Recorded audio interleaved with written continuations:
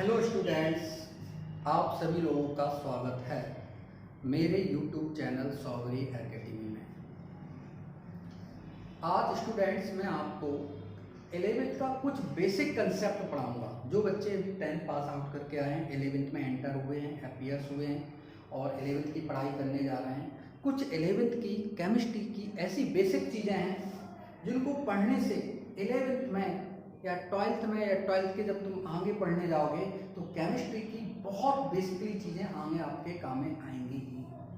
बच्चे इन बेसिक चीज़ों को नहीं समझ पाते, तो इसलिए आगे चल के उन्हें इस टॉपिकों में केमिस्ट्री या कोई भी चीज़ में क्या आती है, दिक्कत आती है। हमेशा जब भी आगे बढ़ो तो उसकी बेसिक चीज़ें क्या होती है, क्लियर करके चलिए, तब तुम्हें ज़्यादा बेटर चीज़ें समझ में आएंगी।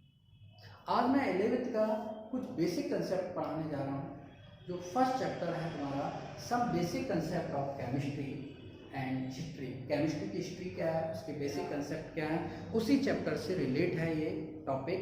तो उस टॉपिक को मैं पढ़ाने जा रहा हूँ। इसको पढ़ाने से पहले मैं सिर्फ आपसे यही बात कहूँगा, जितने लोग मेरे इस वीडियो को देख रहे हैं, उन्हें इस वीडियो में देखने के बाद उन्हें अच्छा लगता है तो इस वीडियो को शेयर करें, इससे मेरा उत्साह बढ़ता है। लाइक करें और इसमें जो भी इम्प्रूव करने वाली चीज़ें हैं उसको कमेंट ज़रूर करें, जिससे कि मैं आगे आने वाली वीडियो में और इम्प्रूव कर सकें। जैसे मेरी वॉइस, जैसे टेक्निकल पार्ट, जैसे कि जल्दी है या धीरे है या एक्स्ट्रा मटेरियल और एक्स्ट्रा कंटेंट इसमें मिला है, इन सारी चीज़ों पे मुझे कमेंट्स ज़रूर दें, जिससे कि मैं अच्छे से अच्छी वीडियो आपको फ्री ऑफ कॉस्ट प्रोवाइड करा सकूँ।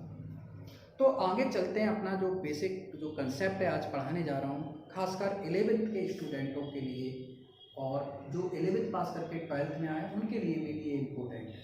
तो पहला बेसिक कंसेप्ट जो पढ़ाने जा रहा हूँ उसके बारे में पहले समझिए, बेसिक कंसेप्ट क्या है। अक्सर बच्चों को एटम्स, मॉलिक्यूल्स और आयंस में बेसिक डिफरेंस ही पता नहीं होता है।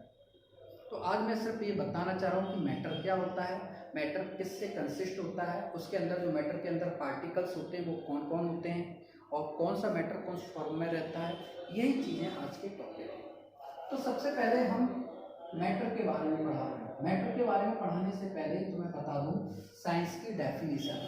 कई बच्चों को साइंस की डेफिनेशन भी पता नहीं है। साइंस एक्चुअली क्या है, कई लोग कहते हैं कि साइंस क्या होता है। साइंस एक नॉलेज होती है जो हम गेन करते हैं। वो गेन करने के लिए उसके लिए क्या करते हैं, एक ऑब्जर्वेशन करते हैं, इमेजिशन करते हैं। उस ऑब्जर्वेशन इमेजिशन को क्या करते हैं, बाद में हम प्रैक्टिकल डाटा के रूप में उसे प्रैक्टिकल करते हैं, एक्सपेरिमेंट करते हैं। उसके बाद जो हमें नॉलेज मिलती है उस नॉलेज को हम बोल देते हैं साइंस। साइंस शब्द जो लिया गया है वो साइंस या वर्ड से लिया गया है, जिसका मीन्स क्या होता है, साइंस होता है। ठीक है, तो ये कुछ बेसिक बातें हो गई। साइंस इतना फैल गया है कि किसी व्यक्ति के लिए सारे साइंस की स्टडी करना आसान नहीं होती है। तो साइंसों को कई सारी ब्रांचों में क्या कर दिया गया, बांट दिया गया। नेचुरल चीज़ों की स्टडी जिसमें की जाती है वो मुख्यतः दो सब्जेक्ट के अंतर्गत आते हैं। वो होते हैं तुम्हारे नेचुरल साइंस और एक होता है तुम्हारा जिसके अंतर्गत जूलॉजी और बॉटनी आती है। और कुछ मनुष्य मेड होते हैं, मनुष्य जिनको प्रैक्टिकल्स करता बनाता है, उसके अंतर्गत उनको फिजिक्स, केमिस्ट्री इत्यादि चीज़ों की पढ़ाई। तो ये टॉपिक मेरा तो ओल्ड ही था, जैसे मैंने बता दिया, लेकिन इसमें एक आता है केमिस्ट्री। केमिस्ट्री के अंदर आता है, हम केमिस्ट्री में जिस चीज़ की स्टडी करते हैं वो होते हैं हमारा मैटर। मैटर क्या होता है, मैटर ब्रह्मांड की एवरीथिंग मैटर कहलाती है। बस उसके अंदर दो तीन प्रॉपर्टी होना चाहिए। पहली प्रॉपर्टी, उसके अंदर कुछ ना कुछ उसका मास होना चाहिए, उसका वॉल्यूम होना चाहिए। तो दो चीज़ें होती हैं, एवरीथिंग इज मैटर, बट वो क्या रखता हो, उसके पास मास होना चाहिए। दूसरा, वो वॉल्यूम को ऑक्यूपाई करता हो, वॉल्यूम उसके अंदर हो, वॉल्यूम जगह को कवर करता हो, तो उस सब्सटेंस को अपन क्या बोल देते हैं, मैटर बोल देते हैं। मैटर का जो क्लासिफिकेशन होता है दो प्रॉपर्टियों के आधार पर किया जाता है। एक किया जाता है अपना फिजिकल प्रॉपर्टी और एक दूसरा किया जाता है केमिकल प्रॉपर्टी के आधार पर, या फिजिकल प्रॉपर्टी के आधार पर या स्टेट के आधार पर भी कह सकते हैं। उसे हम मैटर का क्लासिफिकेशन। तो मैटर को दो चीज़ों पे बांटा गया है। नंबर एक बांटा गया है अपना, सबसे पहले फिजिकल प्रॉपर्टी के आधार पर।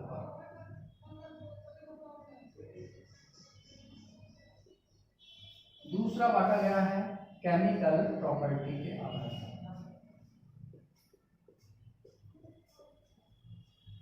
फिजिकल प्रॉपर्टी के आधार पर देयर आर 3 टाइप्स स्टेट होती हैं। Number 1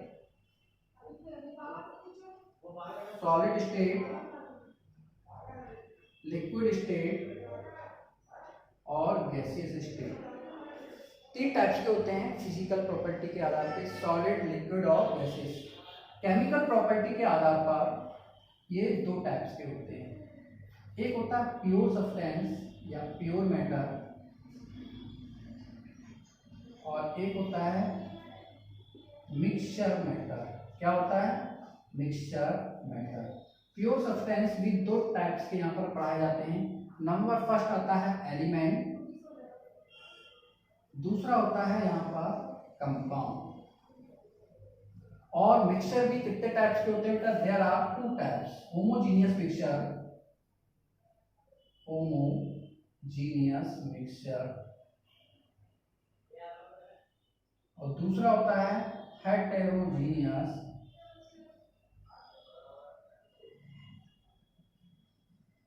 mixture. ठीक है, तो एलिमेंट को भी आगे इन्होंने 3 चीजों में डिवाइड कर दिया है, बता दें। मेटल, नॉन मेटल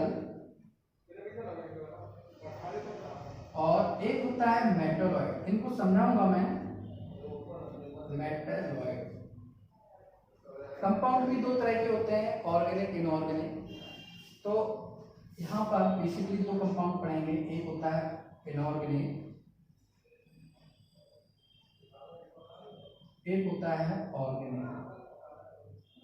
तो 2 टाइप्स के होते हैं। तो ये पूरा एक हमने मैटर का क्लासिफिकेशन बता दिया। मैटर की स्टडी केमिस्ट्री ब्रांच में की जाती है, उसके कंपोजिशन की स्टडी की जाती है।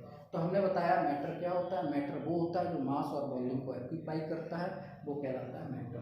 मैटर बांटा कैसे गया है? ब्रह्मांड में इन्हीं फॉर्मों में हमें मैटर मिलता है। स्टेट के आधार पर देखा जाए तो 3 बेसिक स्टेट है। ये मत समझना 2 और न्यू खोजी गई हैं जिनके बारे में बताया गया, लेकिन हम उनको नहीं पढ़ रहे। सिर्फ मेन जो बेसिक जो इस अर्थ में पाई जा रही है उसके बारे में बात कर रहे हैं। 3 फिजिकल प्रॉपर्टी का जैसे बांटा गया है। Number 1 solid state, liquid state और गैसियस स्टेट। केमिकल प्रॉपर्टी भी है, इसकी 2 होती हैं। एक होती है प्योर सब्सटेंस और एक होता है मिक्सचर। प्योर सब्सटेंस होता है एलिमेंट और कंपाउंड में डिवाइड किया गया है, और एलिमेंट को भी 3 में बांटा गया, मेटल, नॉन मेटल और मेटलॉइड। और मिक्सचर जो होता है होमोजीनियस मिक्सचर और एक होता है हेटेरोजीनियस मिक्सचर। कंपाउंड भी 2 तरह का होता है, इनऑर्गेनिक और इनऑर्गेनिक। तो हमारे दिमाग में ये कंसेप्ट बच्चों को पता होना चाहिए। जब तक ये कंसेप्ट पता नहीं होगा भैया मैटर क्या है, हमें स्टडी किसकी करना है, मैटर बना किसका होता है, क्लासिफिकेशन क्या होता है, तो हम आगे की चीज़ें कैसे समझ पाएंगे। तो ये हमारे मैटर का क्लासिफिकेशन हो गया, और इसी के अंतर्गत अपन आगे पढ़ेंगे क्या क्या। तो आगे चलते हैं अपन। आगे की जो बेसिक चीज़ें होती हैं वो मैं तुम्हें बता रहा हूँ। आगे की बेसिक चीज़ें क्या होती हैं, तो एक बार फिर से बता देता हूँ। मैटर को 2 बेसिस पे बांटा गया है, फिजिकल प्रॉपर्टी के और एक केमिकल प्रॉपर्टी के आधार पर बांटा गया है। फिजिकल प्रॉपर्टी के आधार पर सॉलिड, लिक्विड और ये गैसेस होती हैं, और केमिकल प्रॉपर्टी के आधार पर 2 होती है, प्योर सब्सटेंस और मिक्सचर होता है। प्योर सब्सटेंस अपना एलिमेंट और कंपाउंड में डिवाइड कर दिया गया है। Metal, non metal, metalloid. Element के 3 भी टाइप सामने हैं, पढ़ाऊंगा इनको भी आगे काफ़ी। एलिमेंट है ना, कितने टाइप्स के होते हैं, मेटल क्या होती है, नॉन मेटल क्या होती है, मेटलॉइड क्या होती है, इनके वीडियो अलग अलग सेपरेट करके बता दिए जाएंगे। कंपाउंड भी होते हैं इनऑर्गेनिक, ऑर्गेनिक। मिक्सचर भी होते हैं होमोजीनियस मिक्सचर, और क्या होता है बेटा, हेटेरोजीनियस मिक्सचर होता है। तो ये चीज़ें अपन ने क्या कर ली, यहाँ से सीख ली। अब आगे चलते हैं अपन नेक्स्ट।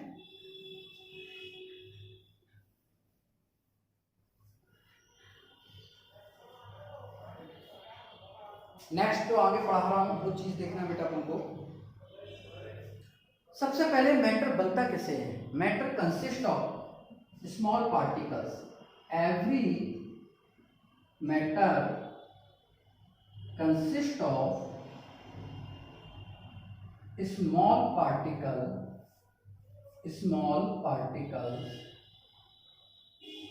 ब्रैकेट में, जैसे कि एटम, मॉलिक्यूल्स और ions. Every matter consist of small particle. हर एक मैटर बनता है पार्टिकल्स। ये पार्टिकल्स क्या होते हैं? एटम, मॉलिक्यूल्स और आयंस होते हैं। इन्हीं से मिलकर क्या बनता है? मैटर बनता है। इन्हीं से मिलकर एलिमेंट बनते हैं। एलिमेंट्स इन्हीं से मिलकर कंपाउंड बनाए जाते हैं। इन्हीं से मिलकर क्या बनाए जाते हैं?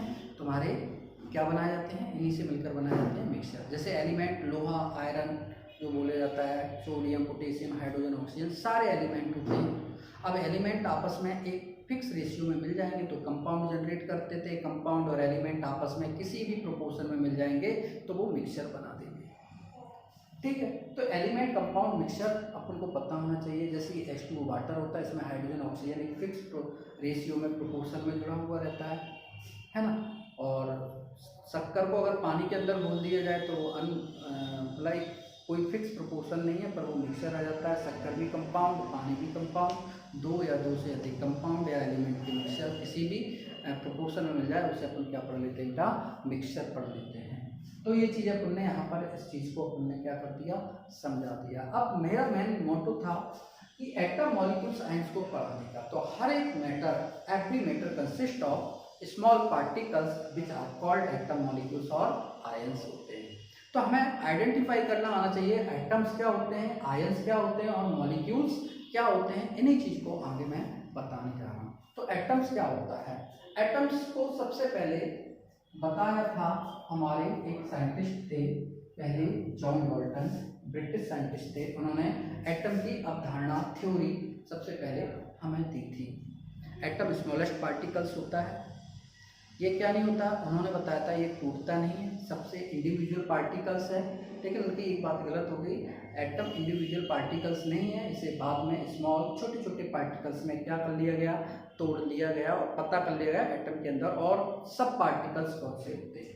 तो एटम क्या होता है? एटम की मेन डेफिनेशन क्या है? एटम की कुछ बेसिक प्रॉपर्टियाँ क्या है? तो सबसे पहले प्रॉपर्टी होती है एटम। एटम जो होता है ना, स्मॉलेस्ट पार्टिकल्स होता है।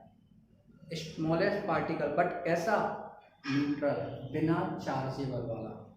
वैसे तो सबसे ब्रह्मांड का सबसे छोटा जो पार्टिकल्स है अभी बताया जाता है इलेक्ट्रॉन है, और इससे भी छोटी की खोज चल रही है। तो ठीक है, लेकिन हम ये कह सकते हैं एटम जो होता है ना वो चार्जेबल पार्टिकल्स में न्यूट्रल फॉर्म में रहता है, कंबाइंड स्टेट में। तो हम कह सकते हैं ये कैसा होता है? स्मॉलेस्ट पार्टिकल्स होता है। कैसा होता है? स्मॉलेस्ट पार्टिकल्स होता है। इसके अंदर जो सब एटॉमिक पार्टिकल्स होते हैं, अर्थात ये तीन चीज़ों से सब एटॉमिक पार्टिकल या चार्ज पार्टिकल्स होते हैं, वो तीन टाइप्स के होते हैं चार्ज पार्टिकल्स। सब एटॉमिक पार्टिकल्स भी कह सकते हैं, सब एटॉमिक पार्टिकल्स, या क्या कह सकते हैं? Charge particles. इन्हें हम क्या कह सकते हैं? सब एटॉमिक पार्टिकल या चार्ज पार्टिकल्स। सबसे पहले होता है इसमें प्रोटॉन, पी से डिनोट करते हैं। दूसरा होता है इलेक्ट्रॉन, ये बेसिक फंडामेंट पार्टिकल्स होते हैं इसलिए। और एक होता है न्यूट्रॉन। इनके बारे में भी अलग वीडियो दूंगा मैं तुम्हें, न्यूट्रॉन, है ना। तीसरी बात इसकी प्रॉपर्टी आती है, थर्ड प्रॉपर्टी आती है यहाँ पर। एटम जो होता है ना किसी भी रिएक्शन में क्या करता है? उसका पार्टिसिपेट करता है। तो हम कह सकते हैं एटम क्या करता है? पार्टिसिपेट इन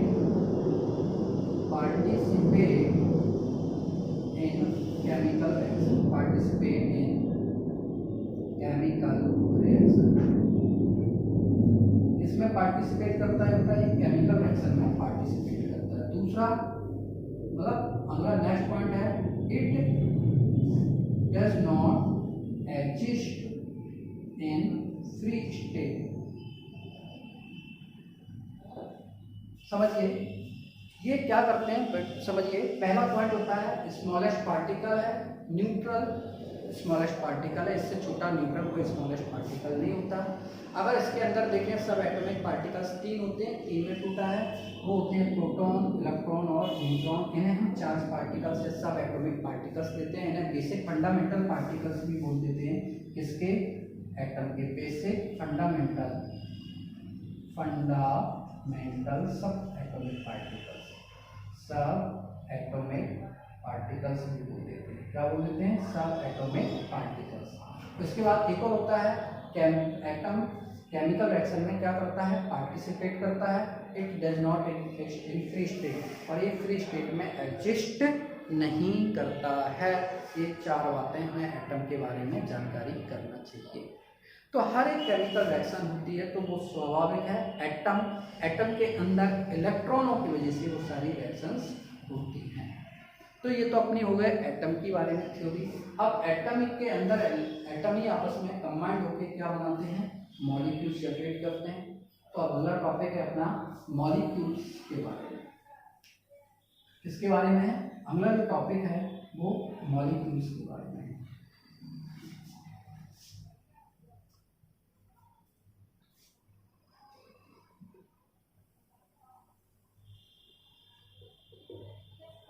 मॉलिक्यूल्स क्या होते हैं, when two atoms or more than two atoms combine together by electrons, sharing of electron and donating electron। जब दो या दो से अधिक एटम इलेक्ट्रॉनों की शेयरिंग के बाद आपस में कंबाइंड हो जाते हैं, इसको हम क्या बोल देते हैं, मॉलिक्यूल्स बोलते हैं। तो सबसे पहले मॉलिक्यूल्स का पॉइंट क्या होता है, डेफिनेशन, टू और more than to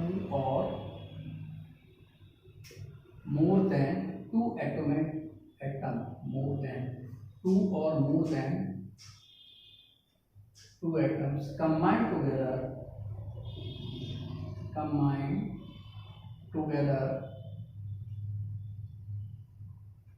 by sharing of electron and transferring of electron,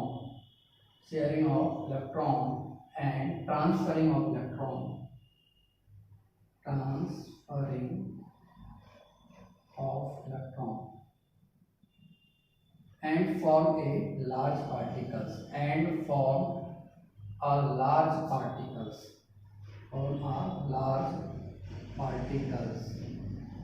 which is called molecules,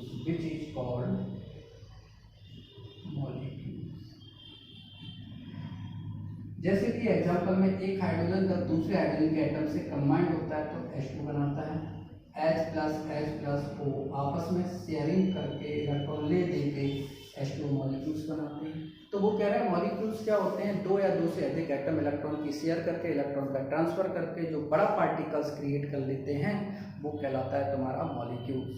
तो एक बात तो क्लियर होगी, जो मॉलिक्यूल्स होता है वो एटम से क्या होता है, बेसिकली बड़ा होता है। ठीक है, तो एटम छोटा पार्ट होता है, अब इतना और मॉलिक्यूल्स बड़ा होता है, पर इतना भी बड़ा नहीं होता कि आंखों से दिखाई दे जाए भैया मॉलिक्यूल्स कहाँ है, पानी में मॉलिक्यूल्स कहाँ मिलता है, पर एटम से बड़ा मॉलिक्यूल्स होता है। मॉलिक्यूल्स कब बनता है, वो इलेक्ट्रॉन की आपस में क्या करता है, शेयरिंग करता है, लेता देता है, इलेक्ट्रॉन की कंडीशन ही उसमें मॉलिक्यूल्स को जनरेट करता है। तो पहला पॉइंट तो ये हो गया, दो या दो से अधिक एटम आपस में कंबाइंड हो जाते हैं, इलेक्ट्रॉन लेके देके शेयर करके तब मॉलिक्यूल्स फॉर्म होता है।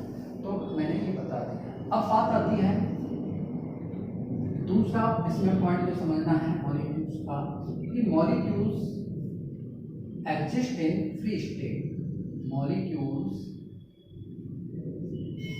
Exist in free state,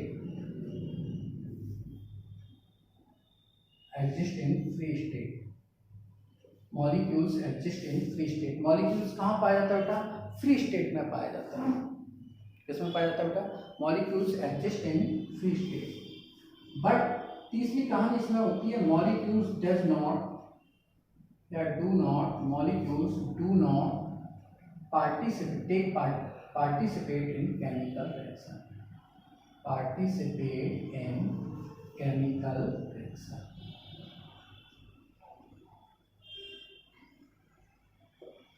molecules क्या नहीं करते, किसी भी केमिकल रिएक्शन में पार्टिसिपेट नहीं करते। मॉलिक्यूल्स अगर पार्टिसिपेट करेंगे तो ब्रेक हो जाएंगे, उनके अंदर के बॉन्ड ब्रेक हो जाएंगे, टूट जाएंगे, तब जाके एटम बनेंगे। एटम ही क्या करेंगे, रिएक्शन को क्या करेंगे, बढ़ाएंगे, इलेक्ट्रॉन देंगे।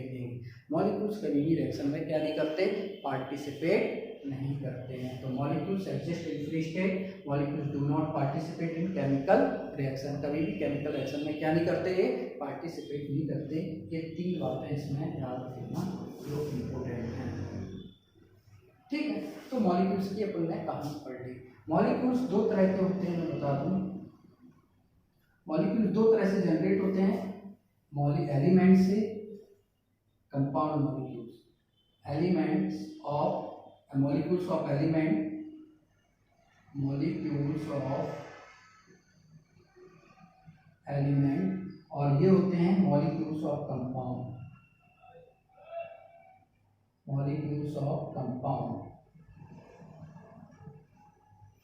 मॉलिक्यूल्स ऑफ एलिमेंट मतलब जो सेम एटम या एक ही एलिमेंट के एटम जब आपस में मिलते हैं, जैसे O plus O, O2, O plus O plus O plus O3, तो वो बनते हैं एलिमेंट के मॉलिक्यूल्स। अब समझना, जब दो डिफरेंट एलिमेंट के, जैसे H प्लस O, H2O है ना, CH4 है ना, H2SO4, दो डिफरेंट या दो से अधिक डिफरेंट एलिमेंट के एटम आपस में कंबाइंड होके जो बनाते हैं वो होते हैं तुम्हारे, कौन से होते हैं बेटा, वो होते हैं तुम्हारे मॉलिक्यूल्स ऑफ कंपाउंड। इन्हें हम मॉलिक्यूल्स ऑफ कंपाउंड भी बोल देते हैं, इन्हें मॉलिक्यूल्स ऑफ एलिमेंट। ये एलिमेंट के मॉलिक्यूल्स है, ये कंपाउंड के मॉलिक्यूल्स होते हैं। ये तो मैंने बता दिया भैया मॉलिक्यूल्स किस किस से बनते हैं, किस तरह से बनते हैं। अब संख्या के आधार पर मॉलिक्यूल्स, तो टाइप्स ऑफ मॉलिक्यूल्स में पढ़ा रहा हूँ किसके आधार पर, संख्या के आधार पर। भैया कैसे, on the basis of number, on the basis of number, number के आधार पे सबसे पहले होता है mono atomic molecules, mono atomic molecules वो होते हैं जिसमें केवल एक एटम ही मॉलिक्यूल्स की तरह काम करता है, अर्थात दो या दो से अधिक नहीं होते। एक ही एटम भी होता है, वो मॉलिक्यूल्स की तरह भी काम करता है, अर्थात फ्री स्टेट में एग्जिस्ट करता है। ये मत समझना सर कह रहे थे एटम फ्री स्टेट में एग्जिस्ट नहीं करता, लेकिन अब कह रहे हैं एग्जिस्ट करता है। एक्चुअल में क्या होता है, कुछ ऐसी गैसें जिन्हें हम इनर्ट गैस 10th में भी पढ़ के आए होंगे या पहले ही पढ़ा, इनर्ट गैसें होती हैं, वो क्या करती हैं, फ्री स्टेट में एटॉमिक फॉर्म में एग्जिस्ट करती हैं। तो उनके एटम ही अपने आप में क्या होते हैं, मॉलिक्यूल्स होती हैं। कौन कौन सी होती हैं, helium, neon, argon, krypton, xenon, ऐसी गैसें होती हैं जो मोनो एटॉमिक होती हैं। इनके एक ही एटम अदर एटम से नहीं जुड़ते हैं। क्यों नहीं जुड़ते हैं, उसका कारण होता है, उसका रीज़न होता है, वो जब आगे के और वीडियो देखोगे तो उसमें उसका रीज़न मिल जाएगा। दूसरा होता है डाई एटॉमिक मॉलिक्यूल्स। कौन सा होता है, diatomic molecules. Diatomic molecules क्या होते हैं, इसमें दो एटम आपस में कंबाइन कर जाते हैं, सेम हो या डिफरेंट हो ये मैटर नहीं करता, बट संख्या मैटर करती है। तो जिसमें दो एटम आपस में क्या होते हैं, मिलके क्या बनाते हैं, मॉलिक्यूल्स बनाते हैं, उन्हें हम डाई एटॉमिक कह देते हैं। तीसरा होता है इसमें ट्राई एटॉमिक, तीन एटम आपस में मिलके क्या बना लेते हैं, ट्राई एटॉमिक मॉलिक्यूल्स। तीन एटम आपस में मिलके क्या बना लेते हैं, मॉलिक्यूल्स, जैसे O3 H2O है ना, तीन एटम आपस में मिलकर क्या बना लेते हैं, मॉलिक्यूल्स बना लेते हैं, वो ट्राई एटॉमिक। एक होता है पॉली एटॉमिक। अब संख्या तो बहुत ज़्यादा बढ़ती रहेगी, तो एक अब अगला ले लिया poly atomic, poly atomic molecules. Poly atomic molecules क्या होते हैं, जिसमें तीन से अधिक एटम आपस में कंबाइंड होकर क्या बना लेते हैं, एक मॉलिक्यूल्स बना लेते हैं।